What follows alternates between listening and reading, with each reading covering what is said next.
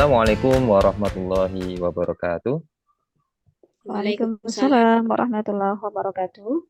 Perkenalkan kami dari kelompok A2 Pendidikan Guru Penggerak Kabupaten Karanganyar Angkatan ke-7. Nah, pada kesempatan kali ini kami akan melaksanakan praktik kucing yang di sini saya sendiri nanti berperan sebagai observer. Saya adalah Andi Dwi Handoko. Kemudian nanti Bu Malikah itu berperan sebagai coach dan Bu Triwahyuni sebagai kuci. Untuk selanjutnya, saya akan melakukan observasi dengan coach terlebih dahulu, yakni Bu Malika. Assalamualaikum Bu Malika, Waalaikumsalam Pak Andi. bagaimana kabarnya hari ini? Alhamdulillah baik. Pak Andi, bagaimana kabarnya? Alhamdulillah juga baik. Jadi gini Bu, nanti saya akan mengamati jalannya kucing antara Bu Malika dengan Bu Triwahyuni. Dan sebelum itu saya ada sedikit beberapa pertanyaan kepada Bu Malika. Pertanyaan pertama ya Bu, mari kita sepakati Bu, bagaimana rubrik penilaian yang akan digunakan dalam praktik kucing kali ini. Baik, untuk rubrik penilaiannya saya menggunakan alur Tirta Pak Andi, yaitu tanggung jawab, identifikasi masalah, rencana aksi, dan tanggung jawab. Dan kucing yang akan saya laksanakan ini sesuai dengan prinsip kucing, yaitu kehadiran penuh, mendengarkan aktif, dan juga pertanyaan berbobot. Oke, untuk pertanyaan kedua Bu Malika, kompetensi apa yang akan dikembangkan dalam proses kucing ini? Ya, kompetensi yang ingin saya kembangkan dalam proses coaching kali ini yaitu yang pertama, kehadiran secara penuh, yang kedua, mendengarkan secara aktif, dan yang ketiga, membuat pertanyaan-pertanyaan berbobot. Nah, selanjutnya dari kompetensi-kompetensi yang Ibu Malika sampaikan, bagian kompetensi yang mana yang secara spesifik ingin diobservasi dalam proses kucing kali ini? Bagian kehadiran penuh, Mbak Andi. Karena dengan kehadiran penuh, saya nanti dapat memberikan kucing kepada kuci saya. Saya fokus dengan kuci, kemudian saya melihat layar laptop dan menggunakan headset. Oke. Kemudian pertanyaan terakhir sebelum proses kucing, dari tujuan pengembangan yang ada, indikator ketercapaian seperti apa yang Ibu Malika inginkan? Indikator ketercapaian dari proses coaching kali ini yaitu Kuci mampu menemukan solusi atas permasalahannya sendiri. Oke. Nah, nanti setelah proses kucing nanti juga ada sedikit pertanyaan-pertanyaan, Bu. Nah, sekarang kita lanjutkan untuk proses kucingnya. Untuk waktu, saya persilahkan kepada Ibu Malika dan Bu Triwahyuni. Silakan. Baik, baik Pak Andi. Baik. Assalamualaikum Putri. Waalaikumsalam, Bu Malika. Ya, apa kabarnya Putri? Alhamdulillah baik, Bu Malika. Bagaimana Bu Malika sendiri kabarnya? Ya, alhamdulillah baik. Putri tadi WA saya ngajak ketemuan. Ini ada apa ya? Oh iya, Bu Malika. Jadi begini ya. Saya mau bercerita tentang apa yang saya alami tadi, Bu, ketika pelaksanaan supervisi oleh Ibu Pengawas. Baik, bisa diceritakan Putri seperti Ya. apa kejadiannya? Begini Bu, saya tadi baru saja mendapatkan teguran dari Bapak Kepala Sekolah yang menerima laporan dari Ibu Pengawas Sekolah yang melakukan supervisi saat saya mengajar.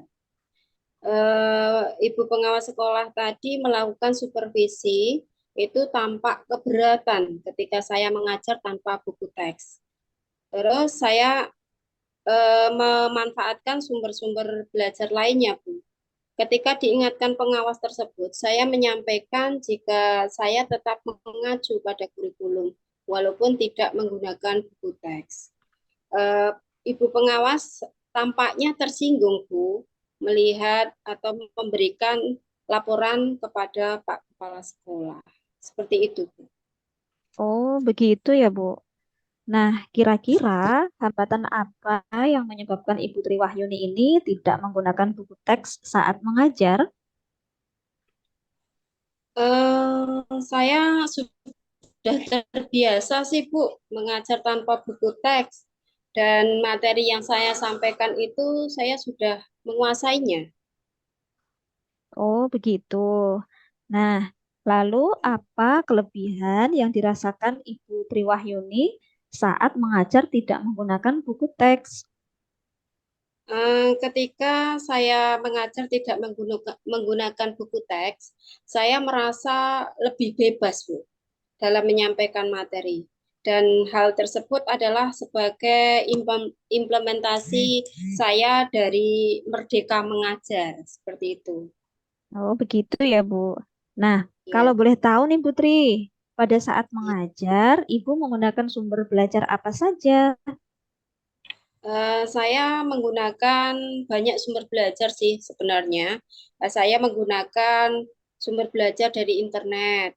Kalau ada apa itu tutorial atau video-video dari pembelajaran di YouTube itu saya gunakan. Terus saya juga menggunakan artikel-artikel ilmiah di internet selain buku-buku maksudnya. Oh, berarti Putri Wahyuni ini menggunakan sumber belajar yang banyak sekali ya. Nah, Ya. menurut Ibu, apakah menggunakan buku teks ini dapat menghambat eksplorasi murid? Hmm, kalau saya pikir lagi sih penggunaan buku teks itu tidak menghambat sih, tidak menghambat eksplorasi murid, bahkan bisa jadi memperkaya referensi murid dalam mengeksplor materi pembelajaran. Iya, saya sepakat dengan Putri Wahyuni. Semua bisa kita jadikan sumber belajar. Semakin banyak yang kita gunakan, semakin baik dan menambah pengetahuan murid-murid kita. Jadi, sekarang apa rencana Ibu untuk menyelesaikan masalah ini? Ya, yang pertama saya akan menghadap Bapak Kepala Sekolah untuk menyampaikan permohonan maaf karena saya telah membuat kecewa Bapak Pengawas. Yang kedua, kalau memang memungkinkan, saya ingin bertemu langsung dengan Ibu Pengawas supaya masalah ini bisa selesai dan tidak menimbulkan salah paham yang berkepanjangan. Lalu, apa yang akan Ibu Triwahyuni sampaikan kepada Bapak Pengawas?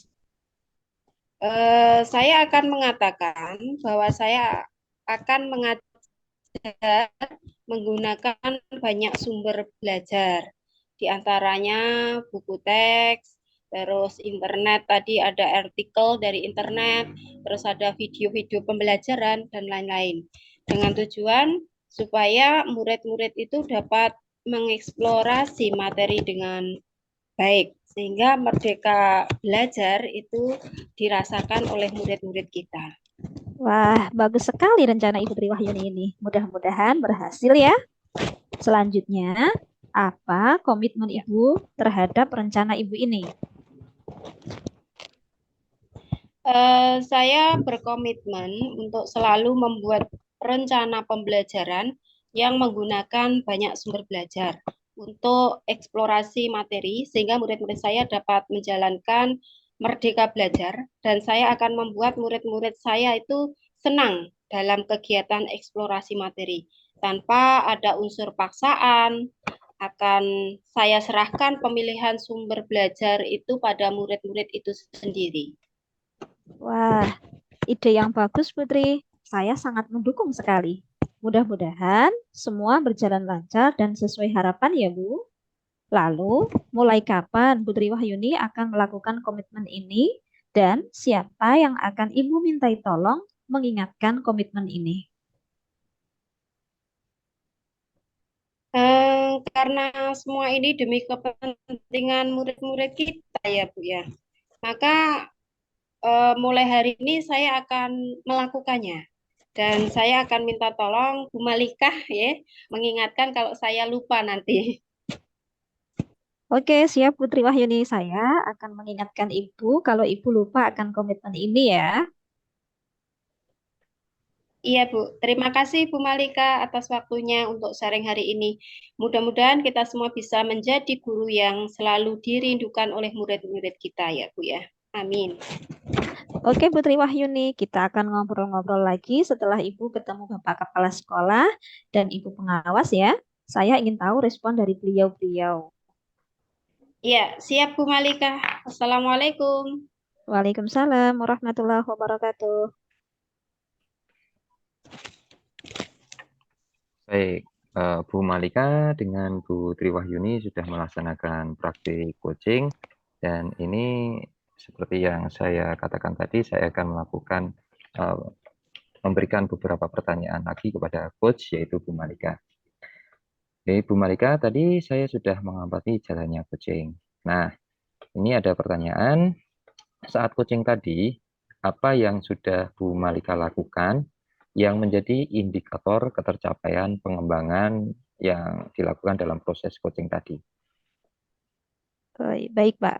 Yang sudah saya lakukan adalah saya ada kehadiran penuh, kemudian saya juga mendengarkan secara aktif, kemudian saya memberikan pertanyaan-pertanyaan berbobot sesuai dengan alur Tirta, yaitu tujuan ngobrol siang tadi, kemudian identifikasi masalah yang dialami oleh Puji, kemudian rencana aksi yang akan dilakukan oleh Puji, dan juga tanggung jawab. Nah, ini tadi saya sudah mengamati dan untuk hasil observasi saya, berdasarkan observasi yang saya lakukan, Bu Malika itu sebagai coach sudah menerapkan alur coaching dengan tepat ya, yakni sudah sesuai dengan alur Tirta. Dari tujuan umum itu sudah ditanyakan, kemudian identifikasi tadi juga sudah dilakukan untuk menggali permasalahan dari Bu Triwahyuni, kemudian rencana aksi tadi sudah ditanyakan dan Bu Triwahyuni juga menyampaikan rencana aksinya dengan baik.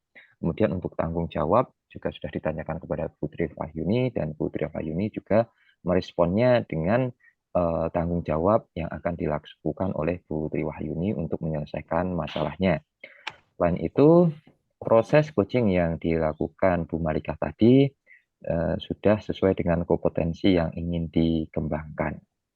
Prinsip coaching juga sudah tampak baik dalam proses coaching tadi. Selanjutnya, Bu Malika, ini pertanyaan terakhir. Setelah melakukan proses coaching ini tadi, kompetensi apa lagi yang ingin Bu Malika kembangkan? Kompetensi yang ingin saya kembangkan adalah kompetensi dalam membuat pertanyaan berbobot, Pak. Tujuannya agar saya dapat menggali kompetensi-kompetensi Kuci, sehingga Kuci nanti dapat menemukan sendiri solusi atas permasalahan-permasalahannya. Seperti itu, Pak Andi. Baik, nah itu pertanyaan akhir tadi dan Alhamdulillah untuk praktik coaching hari ini bisa berjalan dengan lancar. Ya, semoga dengan praktik coaching hari ini kita bisa lebih baik lagi dalam mempraktikkan atau melaksanakan coaching. Baik, terima kasih. Wassalamualaikum warahmatullahi wabarakatuh. Waalaikumsalam Waalaikumsalam warahmatullahi wabarakatuh. warahmatullahi wabarakatuh. Oke.